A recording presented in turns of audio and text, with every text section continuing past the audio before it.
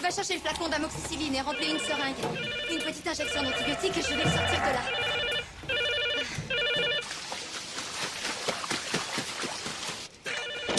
Pour une fois dans ta vie, cette tuerie de répondre au téléphone. Aidez-moi à sortir ce truc de là. Non, viens, mais non.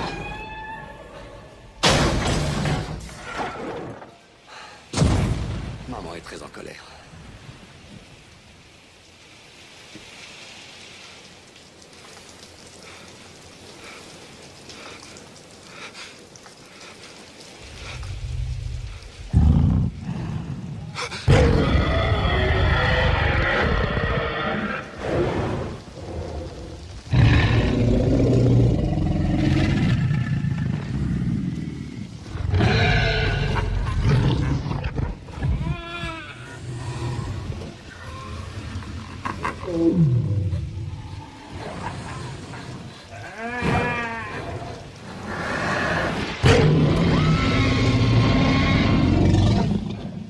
Bonjour à tous et bienvenue dans les films de ma jeunesse. Donc, bienvenue à vous. Donc, je vous avais déjà présenté dans une vidéo des films de ma jeunesse. Donc, le film Jurassic Park, un grand film coup de cœur et l'une de mes madeleines de Proust dans le cinéma. Et donc, je me suis dit, voilà, il y a du temps qu'à passer. Et je me suis dit, je vais quand même vous présenter sa suite, qui est Le Monde Perdu. Donc, ce deuxième volet de Jurassic Park se fait appeler sous le nom du Monde Perdu. Donc, c'est exactement comme le premier. Donc, c'est un film qui est adapté d'un roman de Michael Crichton. Donc, comme le premier volet. Donc, sauf que celui-là, Le Monde Perdu, il a été publié. Ce roman de Michael Crichton a été publié en 95. Et le film donc a été réalisé toujours comme le premier par Steven Spielberg en 97. Donc la musique est toujours de John Williams. Donc il faut savoir que comment Steven Spielberg au départ il n'était pas vraiment chaud pour tourner une suite juste après qu'il ait tourné La Liste de Schindler. Donc il était vraiment pas trop chaud. C'est pour ça que le film devait sortir bien avant 97, donc soit l'année du roman ou en 96, je sais plus trop. Mais du coup, il a été publié un peu plus tard, qui était prévu logiquement. Donc, il a été publié en 97, car il n'était pas vraiment chaud pour réaliser le film après son succès de La Liste de Schindler qu'il avait réalisé peu de temps avant. Donc, sinon. Il y a un autre réalisateur qui voulait réaliser justement la suite à Jurassic Park au lieu de Spielberg. Il s'agit de Joe Johnston. Il voulait réaliser ce second opus, mais Spielberg voulait s'en occuper personnellement de réaliser ce film justement. Et du coup voilà. C'est pour ça que Joe Johnston il réalise le troisième volet justement. Et Steven Spielberg, lui, il est plutôt dans la production du troisième volet. Mais le troisième volet viendra dans une des vidéos des films de ma jeunesse un peu plus tard. Mais là, on est sur le deuxième volet, donc Le Monde Perdu. Donc, comme je vous l'ai dit, de 97 de Steven Spielberg. Donc, cette fois-ci, ce n'est plus Sam Neill à la tête de l'affiche. Donc voilà. Mais il s'agit de Jeff Goldblum. Donc Jeff Goldblum, donc du coup c'est, vous l'avez, il était dans le premier volet, donc voilà, et c'est lui la tête de l'affiche de ce second opus. Donc Sam Neill n'y est pas, mais c'est lui qui revient dans le troisième volet. Donc je trouve que les trois premiers Jurassic Park sont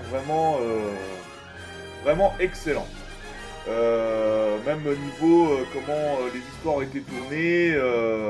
Et puis même, sur le premier volet, donc l'histoire se déroule dans une île qu'ils appellent Isla Nublar. Et dans le deuxième, c'est une île qui s'appelle Isla Sorna. Donc c'est une île assez proche de l'autre. Mais, qu'est-ce que j'allais dire sauf que là, La différence au premier volet, c'est que dans le premier volet, les dinosaures, bah, ils étaient censés aller voir un parc de dinosaures. Donc, parce que les deux îles, donc du coup, ils appartiennent à John Hammond, donc le principal contributeur d'InGen, et aussi ces îles qui lui appartiennent, donc c'est les îles qu'il a achetées. Mais dans Isla Sorna, les dinosaures sont en totale liberté, il n'y a pas de clôture comme dans le premier volet, etc. Donc ce qui donne un peu plus de suspense, parce que les gens qui s'y trouvent dessus, eh ben, ils sont pas à l'abri de tomber face à face avec des carnivores, parce qu'ils ne sont pas clôturés du tout.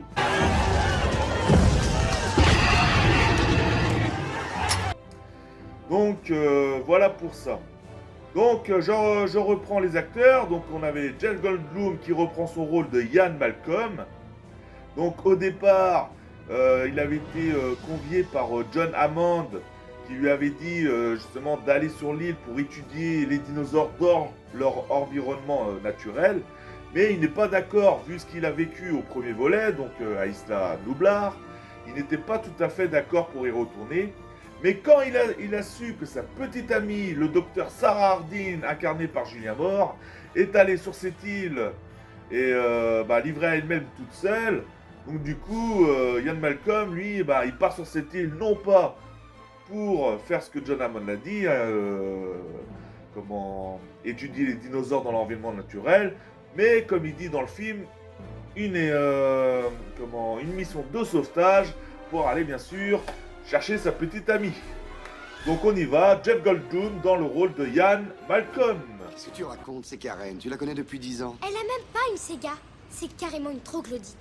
Cruel, mais bon usage du mot. Pourquoi je vais pas chez Sarah? Parce que Sarah est en voyage. Karen est fantastique, tu verras, elle t'emmènera faire du cheval au cinéma. Ça va être fantastique pour toi. Cesse de répéter fantastique. Et d'abord, où est-ce que tu vas?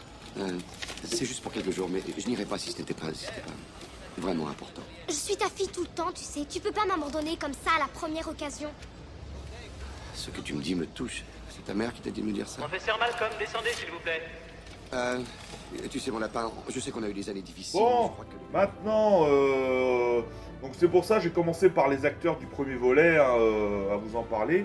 Même si lui, on le voit pas énormément dans le film, mais c'est quand même le contributeur InGen, et il a été dans le premier et on le voit dans le second volet. Mais bon, lui par contre là cette fois-ci, il n'est pas sur l'île. Il s'agit de Richard, du regretté Richard Attenborough, toujours dans le rôle de John Hammond, et c'est lui qui envoie l'équipe, il envoie 4 spécialistes de l'archéologie sur l'île afin d'étudier les dinosaures. Donc Ian Malcolm ainsi que 3 autres qui étaient prévus, donc 3 autres spécialistes avec lui, dont Sarah Hardin que je vous en ai parlé tout à l'heure, mais je vous parlerai juste après. Et du coup, comme Ian Malcolm n'était pas d'accord, du coup, c'est comme il dit une mission de sauvetage. Donc voilà. Donc on retrouve bien sûr dans ce film Richard Attenborough dans le rôle de John Hammond. Vous voulez dire avec des gens? Oui, les animaux ne sauront même pas qu'ils sont là. Très faible impact. Uniquement de l'observation et de la documentation. Nos photos à infrarouge par satellite montrent que les animaux sont férocement territoriaux. Les carnivores sont isolés dans l'intérieur de l'île. Alors l'équipe restera sur le périmètre extérieur. Ne vous inquiétez pas, je ne referai pas les mêmes erreurs. Non, vous en faites de nouvelles.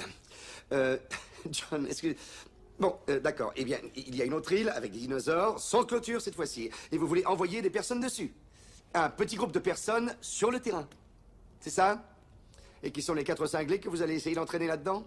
Eh bien, ça n'a pas été facile de les convaincre, étant donné ce qu'ils allaient voir, et j'ai dû utiliser mon chéquier pour les avoir. Mais il y a... Alors, avant de continuer sur les acteurs et actrices de ce film, j'aimerais faire une parenthèse sur les enfants, car vous vous rappelez dans le premier volet, les enfants vedettes du film étaient Ariana Richards dans le rôle de Lex Murphy et Joseph Mazzello dans le rôle de Tim Murphy. Donc là, on les voit dans le second volet, mais ils font juste une apparition. Donc c'est pas eux les enfants vedettes du film, car voilà, donc ils font une apparition du coup, parce que c'est vrai que John Hammond dans le film c'est leur grand-père. Et non, la gamine, c'est une gamine. dans le film, vedette du film, il s'agit de Vanessa Leicester dans le rôle de Kelly Curtis, donc qui est la fille de Ian Malcolm, donc de Jeff Goldblum dans le film. Donc c'est elle, donc elle va se glisser à l'intérieur de leur grand van pour aller sur cette île, donc dans le dos de son père. Et du coup, quand il sait qu'elle est là, ça fait scandale, quoi. Donc du coup, parce que voilà, comme il savait que c'était un endroit très dangereux, il ne voulait pas amener sa fille. Mais Vanessa Leicester en a fait qu'à sa tête, et elle se retrouve bien sûr sur cette île, piégée sur cette île, parce que avec toutes les communications qui ont été coupées, ils sont livrés à eux-mêmes. Donc voilà, je pars sur Vanessa Leicester dans le rôle de Kelly Curtis. Kelly, non!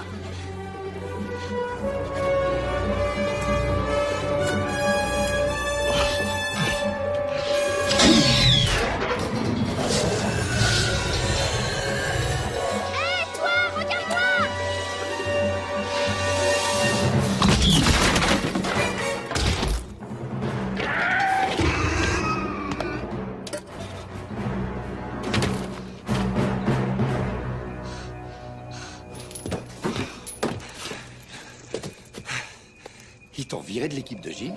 Donc maintenant on va passer aux nouveaux acteurs et actrices de ce film. Du coup, quand je vous ai parlé des enfants avant avec Vanessa Leicester, c'est une nouvelle actrice du film, et si je vous ai parlé d'elle, c'est pour vous parler un petit peu parce qu'il y a souvent un enfant ou des enfants vedettes dans le film Jurassic Park. Donc maintenant on va passer avec Julianne Moore, que tout le monde connaît bien sûr, c'est une actrice qui a joué dans énormément de films bien connus et notamment des films très bons également. Donc qui joue le rôle du docteur Sarah Harding. Donc comme je vous l'ai dit tout à l'heure, c'est la petite amie de Ian Malcolm, Jeff Goldblum dans le film.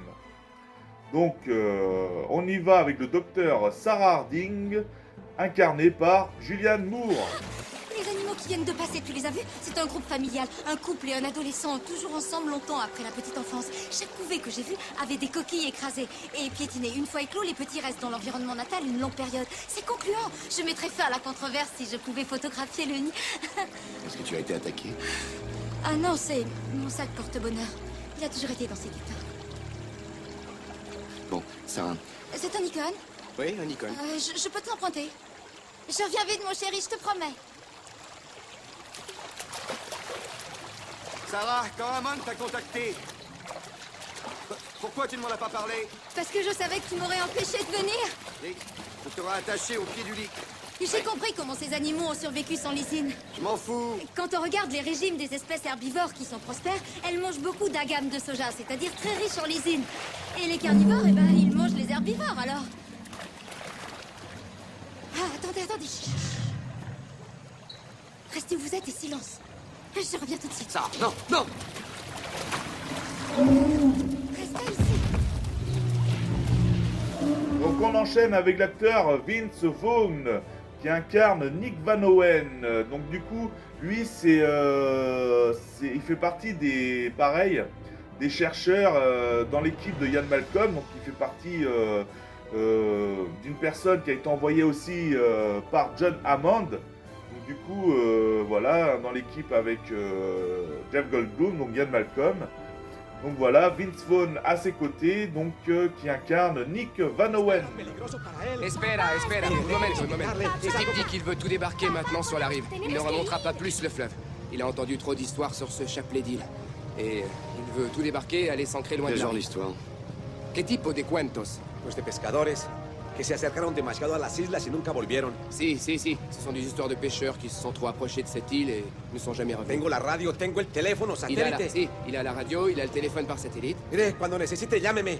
Podemos llegar en 2 horas. Oui, quand on aura besoin de lui, on appelle et il sera là dans les 2 heures. No me quedaré en este lugar. Mais il ne veut pas rester ici. No me quedaré en ningún lugar cerca de estas islas. Il ne veut pas rester près de ces îles. Se llaman las 5 muertes. Ils appellent ces îles las Cinco Muertes. Sí. Qu'est-ce que ça veut dire? Les 5 morts. Et l'autre personne qui a été envoyée par John Hammond aux côtés de Jeff Goldblum et Vince Vaughn et Julianne Moore sur cette île. Il s'agit de Richard Schiff qui incarne Eddie Carr dans le film. Donc lui c'est pareil, il a été envoyé par John Hammond afin d'étudier les dinosaures dans leur environnement naturel. Et du coup, bah voilà, donc Richard Schiff dans le rôle de Eddie Carr.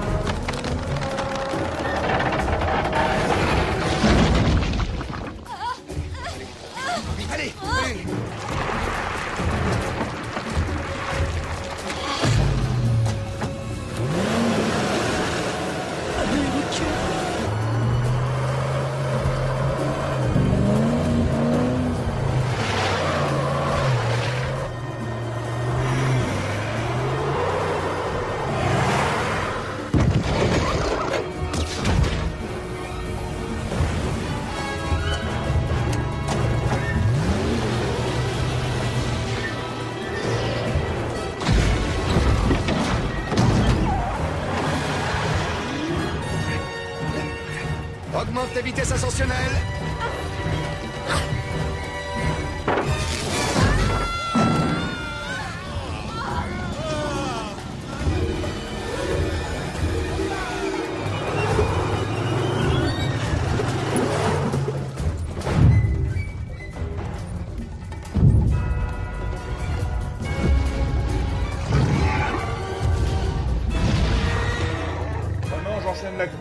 Maintenant j'enchaîne avec l'acteur Pete Postlethwaite. Donc Pete Postlethwaite, donc dans le rôle de Roland Tembo. Donc lui en fait, il a été envoyé aussi par InGen, mais il ne s'agit pas de John Hammond. Donc lui c'est complètement l'opposé parce qu'en fait il y a deux équipes d'InGen qui vont sur cette île. Il y a l'équipe du professeur Ian Malcolm, donc Jeff Goldblum et son équipe, qui vont pour étudier les dinosaures dans leur environnement naturel. Sauf que l'équipe opposée d'InGen, donc qui est dirigée par Pete Postlethwaite, donc Roland Tembo, eux, leur but c'est d'aller capturer les dinosaures sur cette île et en faire un parc et les ramener aux États-Unis pour en faire un parc à San Diego. Ah, donc du coup, ce qui pose problème, donc eux, c'est ramener les dinosaures sur le continent. Donc avec toute son équipe, donc il y a une sacrée équipe d'InGen qui sont arrivés. Hein. Donc voilà, en fait ils ont été amenés sur cette île par le neveu de John Hammond, avec qui ils sont quand même en conflit. Donc voilà, et puis on voit bien sur cette île, pareil, hein, les deux équipes d'InGen, donc l'équipe de Ian Malcolm et l'équipe de Pete Postlethwaite, donc Roland Tembo, sont bien en conflit. Donc voilà, donc on y va avec Pete Postlethwaite dans le rôle de Roland Tembo. C'est compris? Terminé. Annulez cet ordre. Quoi? Pourquoi? C'est une piste de gibier, monsieur Ludlow. Les carnivores chassent sur les pistes de gibier. Vous voulez établir un camp de base ou un buffet? Trouvons un nouvel emplacement, d'accord? Terminé, terminé. Peter, si vous voulez que j'organise votre petit safari, il y a deux conditions. La première, c'est moi qui dirige. Quand je ne suis pas là, c'est Dieter. Tout ce que vous avez à faire, c'est signer les chèques, nous dire qu'on fait du bon boulot et ouvrir votre caisse de whisky quand on a eu une bonne journée. Deuxième condition, mes honoraires. Je vous les demande pas. Tout ce que je veux en échange de mes services, c'est le droit de chasser un de ces tyrannosaures. Un mâle uniquement. Comment et pourquoi, c'est mon affaire. Maintenant, si une de ces deux conditions ne vous plaît pas, continuez seul. Et allez-y, établissez votre campement ici, ou dans un marais, ou au beau milieu d'un nid de T-Rex, ça m'est égal. Mais moi, j'ai trop fait de safari avec de riches dentistes pour écouter une fois de plus ces idées suicidaires. D'accord? D'accord. Donc voilà, donc sinon il y a, comme je vous le dis, hein, dedans il y a également énormément d'acteurs.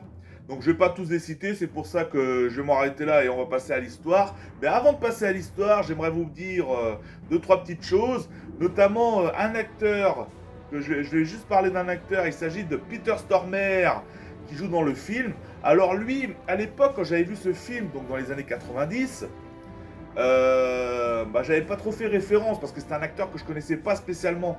En fait, je l'ai connu vraiment quand il incarnait le mafioso John Abruzzi dans Prison Break. Et ça notamment avec pas mal d'acteurs dans cette série que j'ai connu après, que j'ai vu, ils jouaient dans des films avant, que j'avais déjà regardé avant la série Prison Break bien sûr, parce que c'est des films des années 90 au début 2000. Et c'est après, hein, avec la série Prison Break, j'ai vraiment connu ces acteurs. Ces acteurs, ils étaient vraiment. Comme cette série avait fait fureur, donc ces acteurs ont été vraiment connus. Et puis c'est après que je les ai vus dans différents films. Et voilà, et je vous cite Peter Stormare parce qu'il joue dans le film. Mais bien sûr, il y a d'autres acteurs de la série que j'ai découverts dans d'autres films après et qui sont devenus maintenant des acteurs que j'ai vus dans des films que j'adore, quoi. Que ce soit avant la série, bien sûr. Avant ou après la série, mais surtout avant la série, que j'ai redécouvert quand j'ai regardé ces films plusieurs fois, que j'ai dit, ah ouais, il joue dedans, c'est... Et du coup, Peter Stormare, donc il nous fait un petit rôle dedans, parce qu'en fait, il joue le rôle d'un homme à Pete Postlethwaite, que je vous ai parlé juste avant.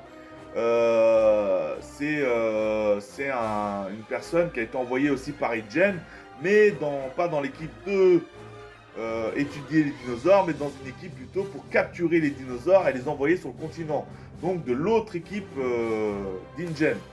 Donc voilà la petite parenthèse sur Peter Stormare, donc que je voulais vous parler. Alors sinon, juste une petite chose que je voulais vous citer, c'est que quand j'avais vu le film pour la première fois, donc dans les années 90, donc bien sûr en 97-98, alors après j'ai plus l'année exacte à laquelle j'avais découvert le film pour la première fois, mais c'était dans les eaux-là, hein, dans les autres sorties. Du coup j'avais autant kiffé ce deuxième volet que le premier volet, mais la première fois que je l'avais vu, j'avais trouvé qu'il y avait une chose qui gâchait le film. C'était justement vers la fin, quand le T-Rex est dans San Diego. Je trouvais qu'il y avait moins de charme, un dinosaure en pleine ville, que sur l'île. Je préférais quand c'est pour ça que toute la partie du film se déroule quand même sur l'île, donc ça va. C'est juste le petit moment là, mais c'était, je vous le dis, c'était dans les premières fois quand je l'avais vu. Mais après, plus je le revoyais, parce que c'est quand même une saga que je regarde assez régulièrement, hein, parce que c'est une saga coup de cœur pour moi. Et maintenant, le fait qu'il y a le T-Rex à San Diego me fait plus rien. Et je trouve la fin géniale également.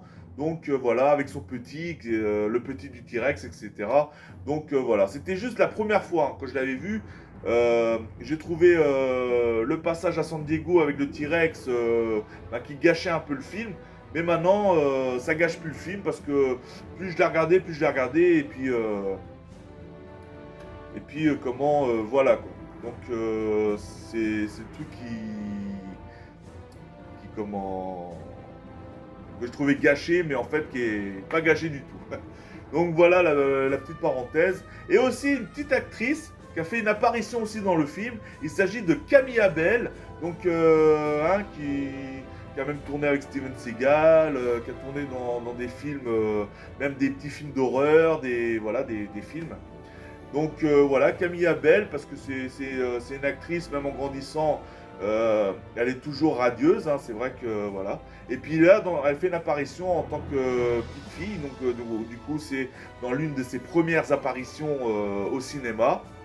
Donc voilà, je tenais à la citer également, donc Camille Abel, donc qui joue le rôle d'une petite fille d'une famille anglaise qui sont venues, d'une famille riche anglaise bien sûr, qui sont venues sur cette île afin de passer du bon temps. Mais ils ne pensaient pas savoir où ils ont mis les pieds non plus. Voilà les petites parenthèses que je voulais vous citer sur ce film. Donc maintenant on va passer à l'histoire. Donc l'histoire c'est que John Hammond, du coup il convoque Ian Malcolm pour lui parler de son nouveau projet. Et du coup il décide d'envoyer Ian Malcolm et 3 autres membres de l'équipe pour aller étudier les dinosaures dans leur environnement naturel, parce que là c'est plus Isla Nublar mais ça s'en a, donc les dinosaures en totale liberté. Mais Ian Malcolm n'est pas d'accord parce que voilà, hein, il connaît les dinosaures, il sait que c'est des endroits hyper dangereux et il ne veut pas. Mais quand il a appris que John Hammond lui a envoyé quand même, parmi les chercheurs, il y avait sa petite amie, le docteur Sarah Hardin, incarnée par Julia Moore sur cette île. Donc du coup, il n'a pas le choix, donc il y va justement pour lui venir en aide. Et quand ils arrivent sur cette île, ils aperçoivent qu'une autre équipe InGen débarque sur l'île, donc voilà, donc dirigée par Pete Postlethwaite, donc Roland Tembo, donc qui a été envoyé par le neveu de John Hammond et sur cette île. Mais eux, c'est pour capturer les dinosaures, pour les envoyer sur le continent et pour en faire un parc à San Diego. Et voilà, entre ces deux équipes d'InGen qui sont en conflit sur cette île, et ben quand Ian Malcolm et son équipe décident de libérer les dinosaures, les dinosaures, donc ces derniers, ils nous font un désastre total. C'est vrai, hein, ils n'ont pas accepté d'être capturés.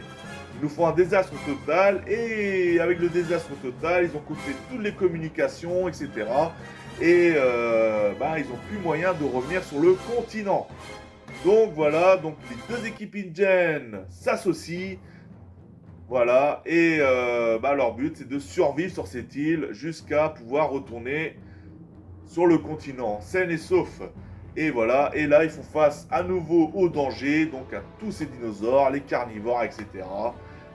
Et voilà, et du coup ça devient un mode survie sur l'île. Voilà l'histoire de ce film, Le Monde Perdu, Jurassic Park 2. Donc voilà, j'espère que cette vidéo vous a plu. Donc j'en ai terminé sur ce film. J'espère que cette vidéo vous a plu.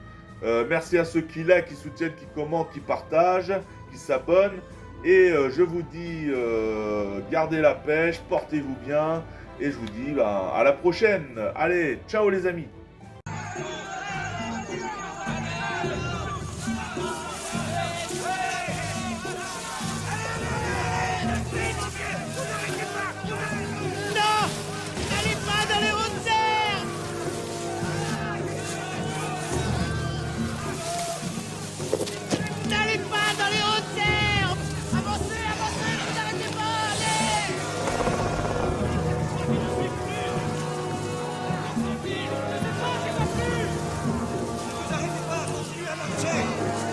Avancez les gars, ne vous arrêtez pas. Restez groupés, restez groupés. Traînez pas derrière.